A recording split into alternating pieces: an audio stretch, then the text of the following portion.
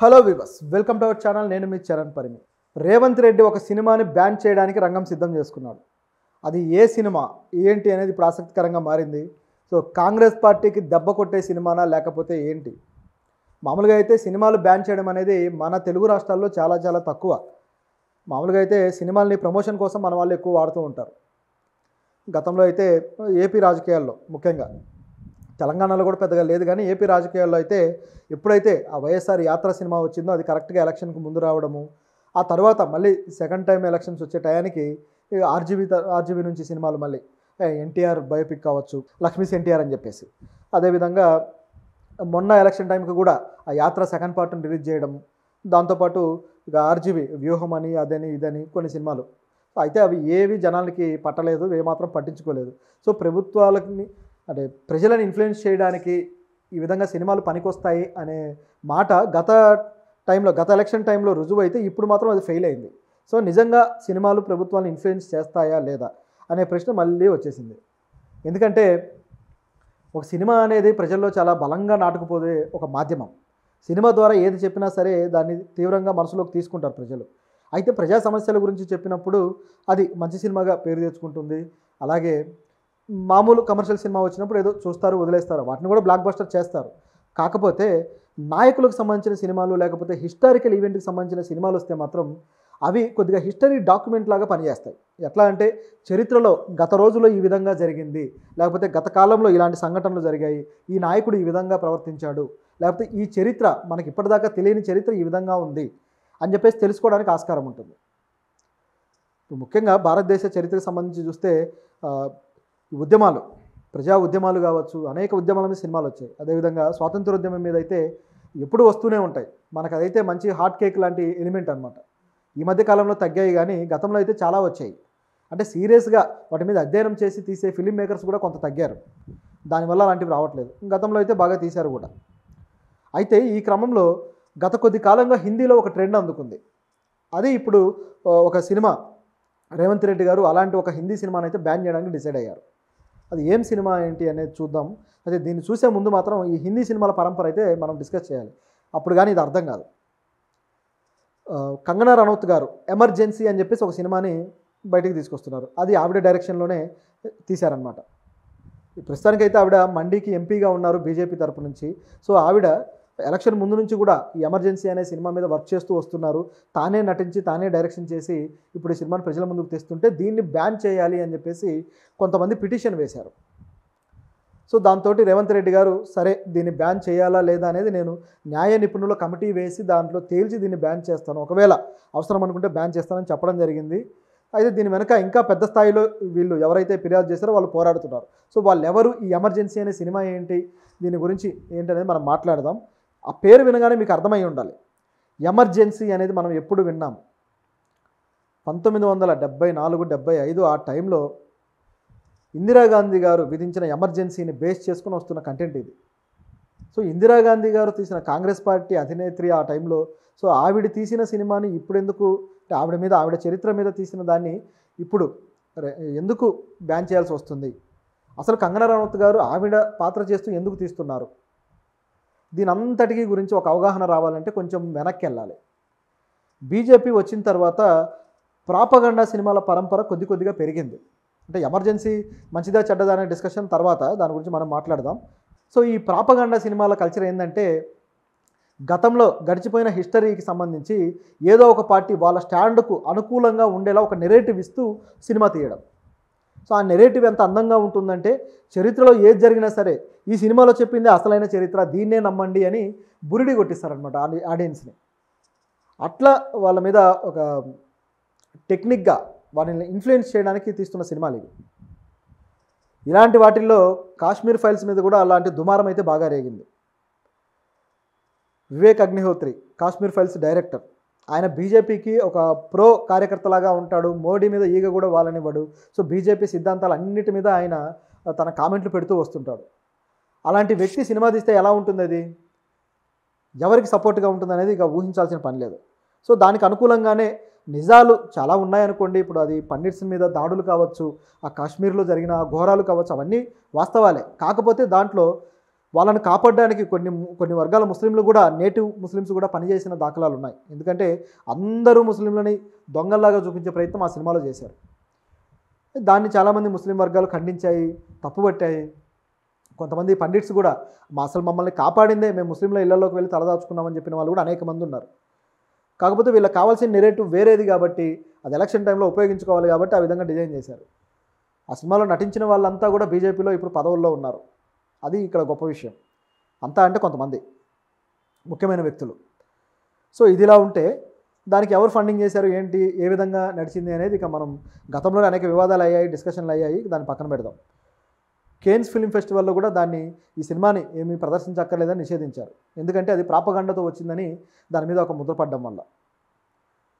So ఇదిలా ఉంటే తర్వాత కూడా కాశ్మీర్ ఫైల్స్ అని చెప్పేసి ఒక సినిమా, దాంట్లో కూడా కేరళలో 30,000 మంది పైగా అమ్మాయిలు ఈ విధంగా లవ్ జిహాద్కి గురయ్యి వీళ్ళు దేశం నుంచి తరలింపబడ్డారు, ఈ ఐసిస్లోనూ లేకపోతే ఇట్లాంటి తీవ్రవాద సంస్థలకి వీళ్ళు వెళ్ళిపోయారు, హిందూ అమ్మాయిలని ఈ విధంగా ట్రాప్ చేశారని చెప్పేసి ఆ సినిమా చూపించడం జరిగింది. సో అందులో కూడా ఆ సినిమాని బేస్ చేసుకొని ప్రధానమంత్రి గారు కూడా కర్ణాటకలో మాట్లాడారు. కర్ణాటక ఎలక్షన్స్ టైంలో కేరళకు సంబంధించిన ప్రస్తావన తీసుకొచ్చారు.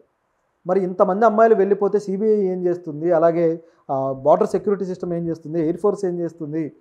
సో ఇవన్నీ ప్రశ్నలు వస్తాయి కదా. సో మరి దీనికి సమాధానాలు ఎవరు చెప్పాలి? విదేశాంగ శాఖ ఏం చేస్తుంది? మరి వాళ్ళ కోసం కమిటీ చేసి ఇప్పటికి ఎన్ని వేల మందిని తిరిగి తీసుకొచ్చారనే రిపోర్ట్ ఇప్పటిదాకా లేదు. ప్రధానమంత్రి స్వయంగా తన నోటి నుంచి మాట్లాడితే దాని మీద మరి చర్యలు తీసుకోండి అని చెప్పేసి జాతీయ స్థాయి ఏ మహిళా సంఘాలు ప్రధానమంత్రి గారికి వినతి పత్రాలు ఇవ్వలేదు. ఈ మహిళా సంఘాలు కూడా భలే రియాక్ట్ అవుతారు. వీళ్ళు అంటే జాతీయ మహిళా కమిషన్ ఉంది కదా, కమిషన్ ఎప్పుడు రియాక్ట్ అవుతుందయ్యా అంటే ప్రతిపక్షాలకు సంబంధించిన విషయాల్లో రియాక్ట్ అవుతారు. అది మనం ఈ కాశ్మీర్ ఫైల్స్ విషయంలో కూడా చూసాం మనం. సో ఇట్లా జరిగిందనమాట. అయితే మరి ఇప్పుడు 30,000 మంది అమ్మాయిలు ఏమైనట్టు? ప్రభుత్వం ఏమైనా పట్టించుకుందా, తీసుకొచ్చిందా అంటే వివరమే లేదు దాని గురించి. అంటే కేవలం పొలిటికల్ ప్రాపగండా చేయడం కోసమే దాన్ని ఉపయోగించాలనే తేలిపోయింది. మరి వెళ్ళలేదా అంటే ఆ సినిమాలో చూపించిన 4-5 ఎవరైతే ఉన్నారో వాళ్ళు వెళ్ళారు. అలాగే మరొక 5-6 మాత్రం వెళ్ళింది ఆఫ్ ది రికార్డ్ వార్తల్లో వచ్చినవి ఉన్నాయి. కానీ ఈ వేల మందిది మాత్రం అబద్ధం. సో ఇది ఇక్కడ జరిగిన సంఘటన. దీని తరువాత చూస్తే మరికొన్ని సినిమాలు కూడా వచ్చాయి. అంటే ఒక విధమైన ఊపు అందుకుందనమాట. మతాన్ని చూపించడము, ప్రజల దగ్గర డబ్బులు దండుకోవడం అనేది ఒక విధమైన టాక్టిక్స్ రూపంలో సినిమా ప్రొడక్షన్ జరిగింది ఒక 4 ఏళ్ల పాటు. ఇప్పుడు అది కొంచెం తగ్గింది. సో ఈ పద్ధతిలో వెళితే అదే కోణంలో హిందీలో అనేక హిందీ సినిమాలు ఇక వరుసపెట్టి వచ్చేసాయి. అక్షయ్ కుమార్ అయితే ఇక దాడి చేశాడు ఈ భావజాలాన్ని అడ్డం పెట్టుకొని. అలాగే అజయ్ దేవగన్ సినిమాలు, అంటే బీజేపీ వాళ్ళకు అనుకూలమైన సినిమాలు అనేక పద్ధతుల్లో వచ్చాయి. ఇప్పుడు కూడా అటువంటి ఒక సినిమా అయితే వస్తుంది. అయితే ఎమర్జెన్సీలో ఘోరాలు జరగలేదంటే చాలా ఘోరాలు జరిగిన మాట వాస్తవం. అలాగే దాని వెనుక డిఫరెంట్ నెరేటివ్స్ ఉన్నమాట కూడా వాస్తవం. అంటే ఈ ప్రభుత్వాన్ని బలహీనపరచడానికి, ఇందిరాగాంధీ ప్రభుత్వాన్ని బలహీనపరచడానికి వేరే శక్తులు పనిచేసిన మాట కూడా వాస్తవం. సో అది ఎంత నిజముందో ఎమర్జెన్సీ అంతే నిజముంది. సో రెండింటిని కంపేర్ చేసి చూసినప్పుడు పూర్తి స్థాయిలో కాంగ్రెస్ పార్టీని ఏదో విధంగా ఇది చేయడం కోసం కంగనా రనౌత్ గారు కంకణం కట్టుకుని సినిమా తీస్తున్నారనేది వాస్తవం. ఎందుకంటే గత ఒక 10 రోజుల క్రితమో 15 రోజుల క్రితమో ఆవిడ ట్విట్టర్ అకౌంట్లో కూడా రాహుల్ గాంధీకి ఒక విధమైన వికృతమైన గెటప్ వేసి ఆయన మీద ట్రోల్ చేస్తూ ఆవిడ పెట్టారు. తర్వాత విమర్శలు వచ్చాక దాన్ని తీసేశారు. రాహుల్ గాంధీకి పైన ఒక ముస్లిం క్యాప్, వాళ్ళు నమాజ్ చేస్తున్నప్పుడు పెట్టే క్యాప్, అంటే ఈ మత సాంప్రదాయాలను అవమానించడం కోసం కొంతమంది రెడీగా ఉంటారు. ఈవిడికైతే నోరు అడ్డు అదుపు ఉండదు. ఆ క్యాప్ పెట్టేసి మెల్లో మళ్ళీ సిలువ వేసేసి మళ్ళీ బొట్టు పెట్టేసి, అంటే సూడో సెక్యులర్ అనే బిరుదు ఇచ్చేసి ఆ ఫోటో వాడారు. సో దాన్ని వాడినప్పుడు అది ఎలా ఉందంటే, అంటే మరీ నీచంగా, అన్ని మతాలని గౌరవించేవాడు నిజంగానే ఆ విధంగా ఉంటాడు, తప్పేంటి? అన్ని మతాలను గౌరవిస్తాడు, అందరి సంస్కృతులకి వాల్యూ ఇస్తాడు, అది తప్ప? అంటే ఇప్పుడు సెక్యులర్ అనగానే వాడు సూడో సెక్యులర్, మళ్ళీ ఒరిజినల్ సెక్యులర్ ఉండరు అసలు ఈ దేశంలో అన్నట్టుంటుంది వీళ్ళ ప్రవర్తన. నిజానికంటే ఆ సెక్యులర్ అనే పదాన్ని తీయాలనేది వీళ్ళ గోల. సో దానికి తగ్గట్టుగా దాన్ని పెట్టడము, చివరికి విపరీతమైన విమర్శలు వచ్చేసరికి ఆవిడ మళ్ళీ సైలెంట్ అయ్యారు. సో దాన్ని బట్టి ఈవిడ భావజాలం ఏంటనేది అందరికీ క్లియర్. దాంతోపాటు ఈ సినిమాలో ఏముండబోతుంది అనేది కూడా క్లియర్. సో దీన్ని బేస్ చేసుకొని ఇప్పుడు కాంగ్రెస్ పార్టీ ఏమైనా బ్యాన్ చేస్తుందా అంటే పాయింట్ అది కూడా కాదు. ఎందుకంటే తెలంగాణలో ఆ సినిమా రిలీజ్ అయితే బ్యాన్ చేయాలనేది రేవంత్ రెడ్డి గారి ఆలోచనలా కనపడుతున్నా ఇక్కడ జరిగిన విషయం ఏంటంటే మరొకటి ఉంది. సిక్కు సంఘాలు వీళ్ళు కంప్లైంట్ చేశారనమాట. మన హైదరాబాద్లో నివాసమై ఉంటూ తెలంగాణలో ఉంటున్న సిక్కు సంఘాలు, సో అందులోంచి ఒక సంఘం అనమాట శిరోమణి గురుద్వారా ప్రబంధన్ కమిటీ అని చెప్పేసి ఒక సిక్కుల కమిటీ ఉంది. సో ఈ కమిటీ ఏం చేసిందంటే ఈ సినిమాలో మమ్మల్ని, మా కమిటీలని, అలాగే మా కమ్యూనిటీని తప్పుగా చూపిస్తున్నారు, ఆ ట్రైలర్ మేము చూసాము, ఇది సరిగ్గా లేదు అని చెప్పేసి వీళ్ళు ఏం చేశారంటే సీఎం గారికి వినతి పత్రాలు సమర్పించారు. ప్రభుత్వ సలహాదారు షబ్బీర్ అలీ గారికి ఒక 18 మంది ఈ కమిటీల నుంచి వీళ్ళు వినతి పత్రాలు ఇవ్వడం జరిగింది. ఆయన ప్రభుత్వం దృష్టికి తీసుకెళ్తానని చెప్పారు. తీసుకువెళ్ళారు కూడా. సో తీసుకువెళ్ళిన తర్వాత ఇప్పుడు ప్రభుత్వం ఏం చేస్తుందంటే రేవంత్ రెడ్డి గారు, నేను దీన్ని బ్యాన్ చేయాలి అంటే ఒక న్యాయ నిపుణుల కమిటీ వేసి మరి దీంట్లో మిమ్మల్ని గురించి తప్పుగా చూపిస్తున్నారా లేరా దాని గురించి మేము అయితే ఇన్ఫర్మేషన్ తీసుకొని అప్పుడు దీని మీద నిర్ణయం తీసుకుంటాము అని చెప్పేసి సీఎం రేవంత్ రెడ్డి గారు చెప్పడం జరిగింది. అయితే దీంట్లో 2 విషయాలు ఉన్నాయి. ఒకటి వచ్చేసి సిక్కుల గురించి ఎందుకు తప్పుగా చూపిస్తారు అనేది. ఎందుకు అంటే ఇప్పుడు ఏదైతే సిక్కుల ఉద్యమం ఉందో అంటే వాళ్ళని ఉగ్రవాదులుగా, తీవ్రవాదులుగా చూపించే ప్రయత్నం జరుగుతుంది ఈ సినిమాలో అనేది వీళ్ళ ఆరోపణ. అయితే దీంట్లో ఉన్న పాయింట్ ఏంటంటే వీళ్ళ ఉద్యమం ఖలిస్తాన్ ఉద్యమం. సో సిక్కులకు సపరేట్ దేశం కావాలి అని చెప్పేసి ఆ టైం నుంచి వాళ్ళు పోరాటం ఎత్తుకున్నారు కదా. సో దీన్ని బేస్ చేసుకొని వీళ్ళని అంటే ఖలిస్తాన్ ఉద్యమకారులను ఉగ్రవాదులుగా చూపిస్తారు అని చెప్పే పాయింట్లో వస్తుందన్నమాట. ఖలిస్తాన్ ఉద్యమం ఎవరు చేసినా సరే, దాంట్లో ఎవరు దేశాన్ని అడిగినా సరే వాళ్ళని ప్రభుత్వం అదేవిధంగా అభివర్ణిస్తుంది. దాంట్లో వేరే క్వశ్చన్ కూడా లేదు. ఎందుకంటే సిక్కులు కానీ ఎవరే కానీ ఈ దేశ పౌరులుగా ఉన్నంత వరకు ఈ దేశ పౌరులు, లేదు మాకు వేరే దేశం కావాలి అంటే వేరే ఏదన్నా దేశానికి వెళ్ళి బతకటమే.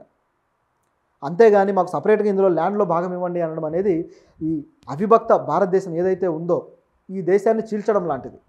దీన్ని ఖచ్చితంగా ఖండించాల్సిందే. దీంట్లో ఎటువంటి మొహమాటం లేదు. ఒకవేళ ఈ ప్రత్యేక దేశాన్ని అడిగే ఖలిస్తానీలని ఉగ్రవాదులుగా చూపిస్తే దాంట్లో కూడా తప్పుపట్టడానికి ఏమీ లేదు.